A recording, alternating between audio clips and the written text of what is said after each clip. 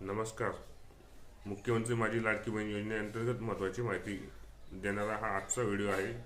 व्हिडिओचा मुख्य विषय तुम्हाला समजलाच असेल. आपल्या चॅनलला नवीन आला असेल तर चॅनल लाईक करा, सबस्क्राईब करा आणि बेल आयकॉनवरती क्लिक करा, जेणेकरून असेच लाडकी बहीण योजनेअंतर्गत महत्त्वाची अपडेट तुम्हाला लवकर आपल्या यूट्यूब चॅनलवरती पाहायला मिळेल. आणि चॅनलला जर पहिल्यांदाच आला असेल तर चॅनल लाईक करा, सबस्क्राईब करा. चला तर मग सुरुवात करूया आजच्या मुख्य व्हिडिओला. ज्या माता भगिनींना मुख्यमंत्री माझी लाडकी बहीण योजनेचे पैसे बंद झाले असतील त्यांनी विनंती अर्ज भरून त्याला आवश्यक ती कागदपत्रे जोडावीत. ती कागदपत्रे कोणती जोडावीत ते आता आपण जाणून घेऊया. लाभार्थीचा आधार कार्ड, लाभार्थीच्या पतीचे किंवा वडिलांचे आधार कार्ड, लाभार्थीचा TC आणि लाभार्थीचे रेशन कार्ड इत्यादी कागदपत्रे लागतील फॉर्म भरल्यानंतर.